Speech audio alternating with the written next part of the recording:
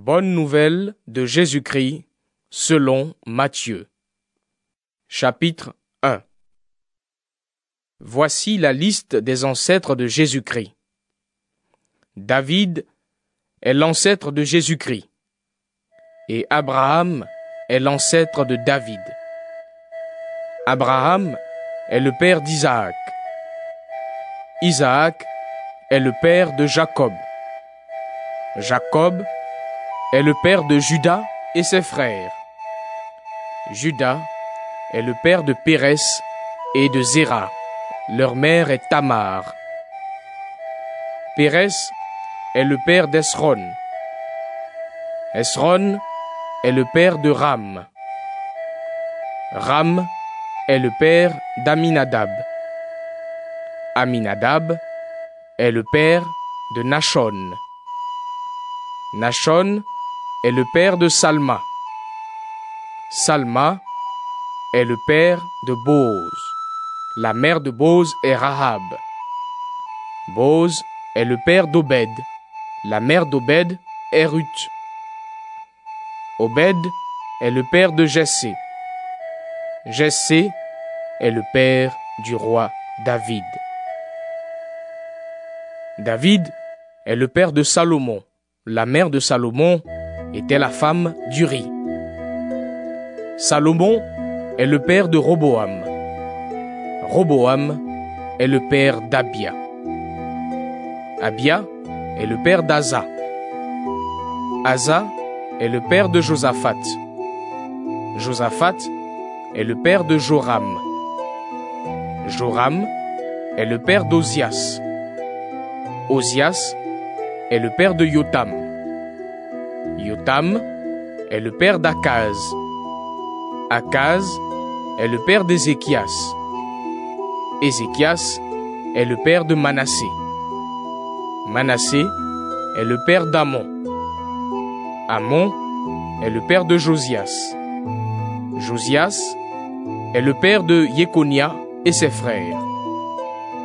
À ce moment-là, on emmène les Israélites prisonniers à Babylone.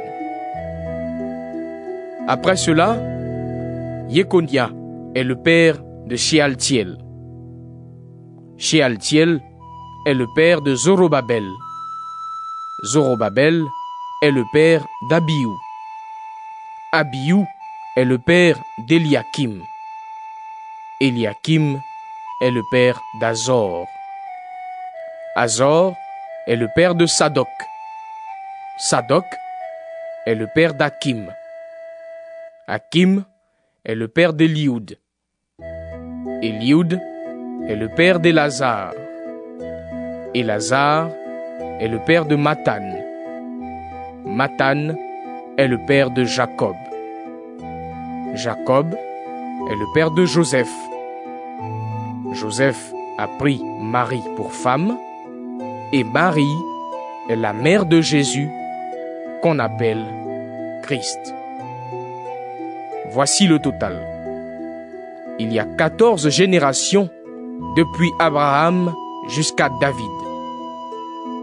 Il y a 14 générations depuis David jusqu'à ce qu'on emmène les Israélites prisonniers à Babylone. Ensuite, il y a encore 14 générations jusqu'au Christ. Voici comment Jésus-Christ est né. Marie, sa mère, est promise en mariage à Joseph. Mais, avant d'habiter avec Joseph, Marie attend un enfant par la puissance de l'Esprit Saint. Joseph, son fiancé, est un homme juste. Il ne veut pas accuser Marie devant tout le monde, alors il décide de la renvoyer en secret. Au moment où il pense à cela, l'ange du Seigneur se montre à lui dans un rêve. L'ange lui dit: Joseph, fils de David, n'aie pas peur de prendre chez toi Marie, ta femme. Oui, l'enfant qui est dans son ventre vient de l'Esprit Saint. Elle va mettre au monde un fils, et toi, tu l'appelleras Jésus. En effet, c'est lui qui sauvera son peuple de ses péchés. Tout cela est arrivé comme le Seigneur l'avait dit par la bouche de son prophète. La jeune fille attendra un enfant. Elle mettra au monde un fils.